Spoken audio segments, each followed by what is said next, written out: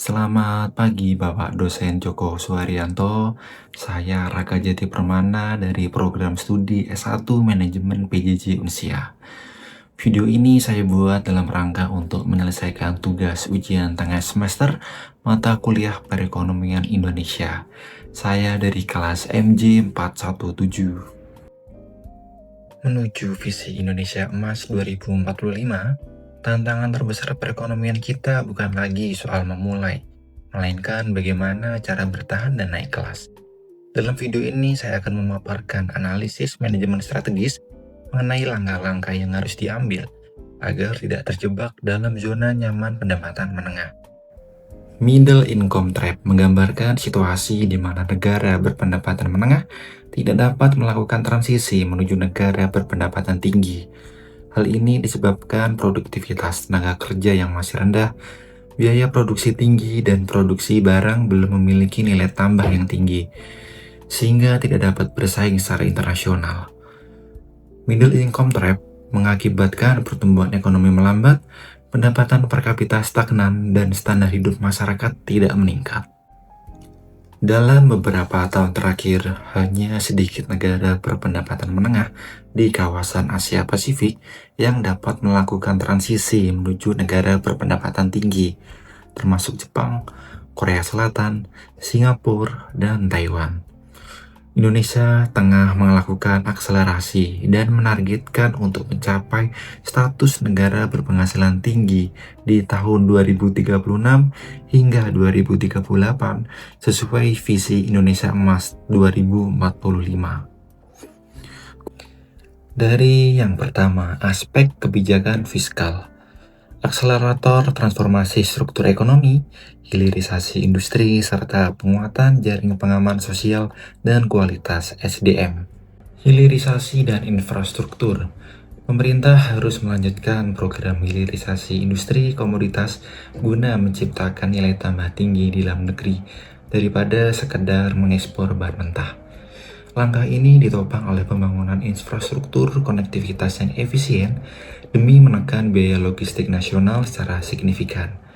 Namun, transformasi struktural dari segi fisik dan komunitas tidak akan cukup untuk memastikan roda industri dan jalur logistik tersebut bergerak optimal.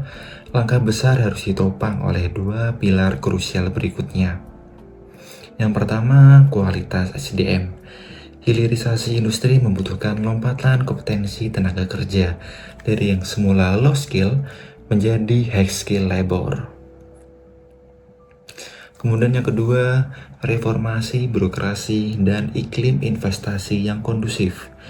Ekosistem hilirisasi dan infrastruktur memerlukan pendanaan yang masif serta transfer teknologi global. Oleh karena itu, kepastian hukum, penyederhanaan regulasi melalui digitalisasi, dan tata kelola pemerintahan yang bersih menjadi syarat mutlak. Meningkatkan tax ratio nasional melalui digitalisasi administrasi perpajakan atau PSYAP, ekstensifikasi basis pajak, dan integrasi data keuangan tanpa mengorbankan iklim investasi di sektor swasta.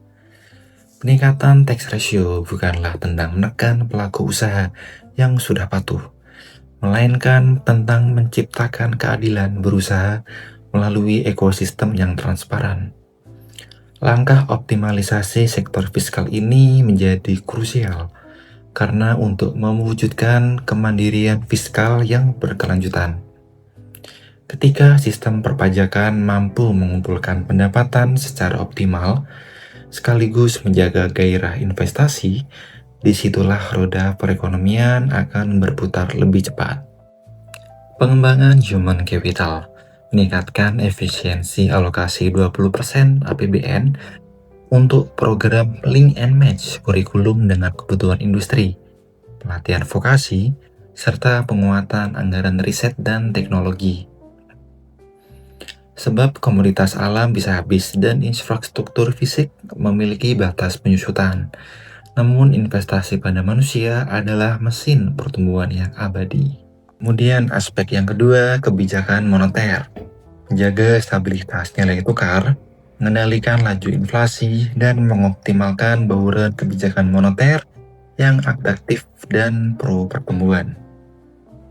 Menjaga stabilitas nilai tukar rupiah dilakukan melalui sinergi kebijakan moneter dan fiskal, termasuk intervensi pasar ganda, optimalisasi instrumen investasi domestik, serta perluasan transaksi mata uang lokal, guna menekan ketergantungan valuta asing dan menjaga ketahanan ekonomi nasional.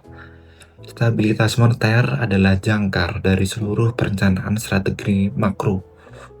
Volatilitas nilai tukar yang tinggi dapat menurunkan kepastian bisnis dan investasi yang sudah disusun dengan matang. Mengendalikan laju inflasi. Pengendalian laju inflasi dan optimalisasi bauran kebijakan moneter dilakukan melalui kombinasi instrumen suku bunga, operasi pasar terbuka, dan stabilisasi nilai tukar. Langkah ini bertujuan agar menjaga daya beli masyarakat dan mendukung pertumbuhan ekonomi yang berkelanjutan di tengah ketidakpastian. Yang pertama, penetapan suku bunga acuan dan operasi pasar terbuka. Penetapan suku bunga acuan yang presisi ditopang oleh operasi pasar terbuka berfungsi sebagai rem dan gas likuiditas di pasar, serta menjaga agar pasar keuangan tetap menarik bagi modal asing tanpa membuat biaya pinjaman bagi industri domestik melonjak terlalu tajam. Stabilisasi nilai tukar bertindak sebagai benteng dari guncangan eksternal.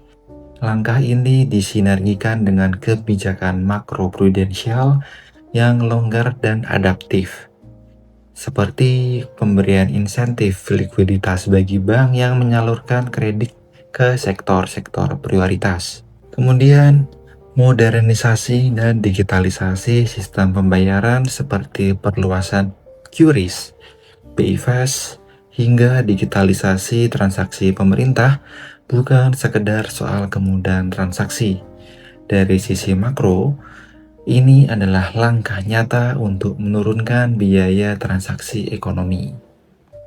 Kemudian untuk aspek yang ketiga terkait kebijakan utang luar negeri, pengelolaan utang luar negeri secara prudent dan akuntabel guna memastikan keberlanjutan fiskal dan membiayai program pembangunan yang produktif. Alokasi utang luar negeri. Setiap pembiayaan melalui pinjaman luar negeri harus difokuskan pada sektor yang memiliki tingkat pengembalian ekonomi tinggi atau high multiplier effect, mengurangi penggunaan utang untuk belanja konsumtif.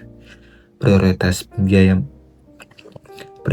pembiayaan pinjaman luar negeri meliputi pembangunan infrastruktur dan hilirisasi industri, membiayai pembangunan pelabuhan, jaringan kereta logistik, dan kawasan industri terpadu.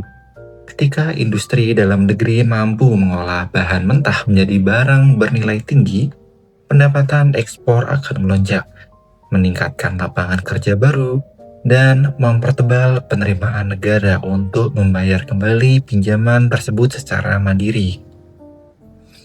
Kemudian yang kedua, ketahanan pangan, air, dan energi. Mengarahkan utang luar negeri untuk membangun bendungan irigasi modern, tata kelola air bersih, serta infrastruktur transisi energi terbarukan akan menekan ketergantungan Indonesia terhadap impor pangan dan bahan bakar. Pengembangan SDM atau sumber daya manusia, infrastruktur fisik yang megah, dan pabrik hilirisasi yang canggih tidak akan optimal tanpa komando tenaga ahli domestik. Pinjaman luar negeri harus dioptimalkan untuk mendanai transfer teknologi, kerjasama riset global, serta modernisasi pusat-pusat pelatihan vokasi. Demikian presentasi video dalam rangka memenuhi tugas UTS mata kuliah Perekonomian Indonesia. Saya mengucapkan terima kasih yang sebesar-besarnya kepada Bapak Joko Suharyanto selaku dosen pengajar. Mohon maaf apabila terdapat kekurangan dalam penyampaian. Terima kasih.